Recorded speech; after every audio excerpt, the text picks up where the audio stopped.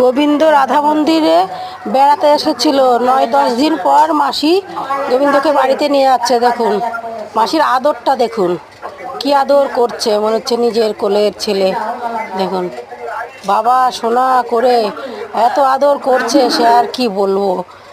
মাসির তিনটে গোপাল ছিল। মাসির গয়নাগাঠি দিয়ে রাধা গোবিন্দের মন্দিরের এখানে নিয়ে এসে রেখে গেছে। মাসিদের ছচু পড়েছিল, মাসিদের ছচু পড়েছিল, দিয়ে বাংলাদেশের ছচু মাসি এখানে রেখে গেছিলো রাধা গোবিন্দ মন্দিরে। তাই জন্য আজকে নিতে এসছে। দেখেন বালতি ব্যাগে করে নিতে এসছে সব জামা কাপড়।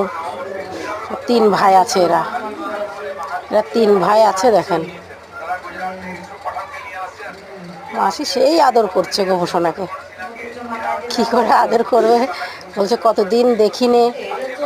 হ্যাঁ কতদিন দেখিনি এই বলে বলে আদর করছে। এটা আমার কাকি শাশুড়ি, কাকিমা আবার দিচ্ছে, গোপসোনাদের বার করে করে দিচ্ছে।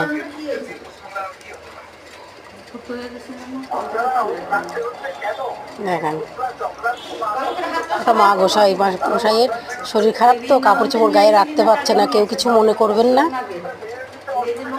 মা গোসাই কাপড় চোপড় রাখতে পারছে না। কাকিমা আবার বলছে এই গোপালটা নকল গোপাল, নকল জিনিস দিয়েছে তোমাকে, দেখো কেমন রং হয়ে গেছে, গোপালের পাটা কেমন। ওই মাসিমা বলছে যে হ্যাঁ এই গোপালটা বৃন্দাবনের থেকে নিয়ে এসেছে, কিন্তু বৃন্দাবনেরটা কেমন হয়ে গেছে। আর এই গোপসোনাটা খুবই সুন্দর দেখতে, দেয় মনে হচ্ছে না যে ধরে কোলে নিয়ে গোপসোনাকে আদর করি। আমি এবার কাকিমাদের বললাম, কাকিমা যেমনই হোক না কেন গোপসোনা তো অসুবিধা নেই। দিদিমার ছবিটা দেখে কেউ কিছু মনে করবেন না, দিদিমা বেশিরভাগ সময় এমনই থাকে। দেখুন গোপসোনা এবার বাড়ি যাবে বলে রেডি হচ্ছে। আর কি বলা যাবে, গোপু বাড়ি যাক, বেড়াতে এসেছিল মামা বাড়ি, গোপসোনা বাড়ি যাচ্ছে এখন।